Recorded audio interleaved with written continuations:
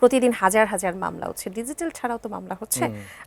সড়কে দৃশ্যমান শৃঙ্খলা আসলে তৈরি আমরা দেখছি না। এই যে ট্রাফিক ম্যানেজমেন্টের বদলে কি এটি শুধু রেভিনিউ কালেকশনের সিস্টেমের দিকে কি আমরা ঝুঁকে যাচ্ছি কিনা? না, আমি বলবো যে না, আসলে আমাদের যে উদ্দেশ্য, ভাই বলছিল যে আমরা ডিজিটাল সিগন্যালগুলি একেবারে দেশীয় প্রযুক্তিতে হোমগ্রোন দিয়ে আমরা তৈরি করছি, এবং মাননীয় প্রধানমন্ত্রী আমাদের নির্দেশনা ভেবে দিয়েছেন যে আপনারা হোমগ্রোন নলেজ দিয়ে বানান, যাতে করে টেকসই লাকসই হয়। এবং সবচেয়ে বড় কথা হচ্ছে, আপনি হোমগ্রোন বানালে ওনাদের যেমন এআই প্রযুক্তির সাথে এখন আমরা সমন্বয় করে কাজটা করছি। ভাই যেটা বলছিল মামলা, তার সাথে এখন ডিমেরিট পয়েন্টও কিন্তু কাটা হচ্ছে। আপনি মামলা শুধু মালিকের নামে কেন যাবে? মালিক অনেক সময় চালক বেপরা, তাহলে চালককেও তো পানিশমেন্টের আওতায় আনতে হবে। সেক্ষেত্রে ডিমেরিট পয়েন্টেও কিন্তু শুরু করা হয়েছে। তো আসলে আপনি যেটা আমরা আগে দেখতাম যে সনাতনী পদ্ধতিতে মামলা, গাড়ি থামায় মামলা দেওয়া, এখানে আসলে আমি প্রথমে বলবো এখানে নেতিবাচক অনেকগুলি দিক ছিল। যে আমার সড়ক, যেটা বললাম, সড়ক তো সরু, একটা গাড়ি থামায় আপনি যখন মামলা দিচ্ছেন পিছনে টেইল হয়ে যাচ্ছে, বাকবিতণ্ডা হচ্ছে।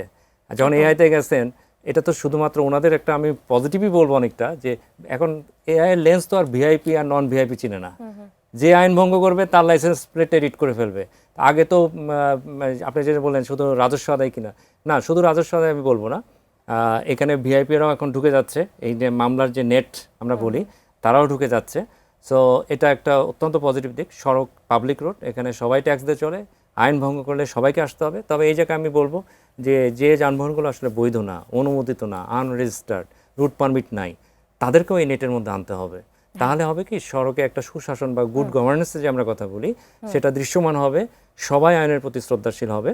এবং ধীরে ধীরে আমি যেটা দেখছি যে আমরা শুরু করেছি ট্রাফিক ম্যানেজমেন্ট, একটা বিশাল সায়েন্স, এটা আমরা আগে দেখতাম না। সবার ইয়াতে ছিল যে আমরা অবকাঠামো বানাবো, বিনিয়োগ ভারী, সবার আকর্ষণ অবকাঠামো।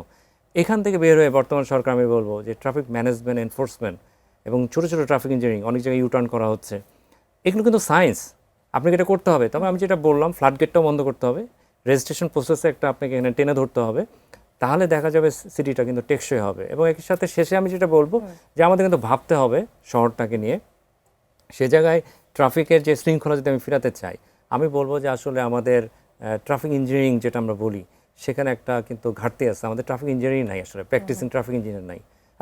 আমরা ট্রান্সপোর্ট লন্ডন যেটা আমরা বলি, ওদের 1,500-2,000 প্রফেশনাল আছে, আমাদের প্রফেশনাল নাই। এই জায়গাটা গুরুত্ব দিতে হবে এবং ধীরে ধীরে সিটিটাকে আসলে বিকেন্দ্রীকরণ করতে হবে। আপনি পুরো রাজধানী সরাতে না পারেন, এখানে প্রশাসনিক বিকেন্দ্রীকরণ যেটা আমরা বলি, অনেক মিনিস্ট্রি আছে, আমি নাম ধরে বলতে যাচ্ছি না। আমার মনে হয় না যে ঢাকায় তাদের খুব প্রয়োজনীয়তা আছে। এটা ঢাকা শহরের বাইরে নিয়ে যান, ঢাকার যে জনস্রোত, এটা ঢাকামুখী না করে ঢাকা বিমুখী করেন, তখন সিটিতে আপনার একটা ম্যানেজেবল একটা সংখ্যায় ট্রাফিক থাকবে। ভাইরা যেভাবে আমি বলবো সাঁড়াশি অভিযান করছে, নেমে গেছে যেভাবে, এই যে একটা দরদ দিয়ে কাজ করার যে বিষয়টা, এটা আমরা আগে দেখতাম না। আমাদের একদম শেষ পর্যায়ে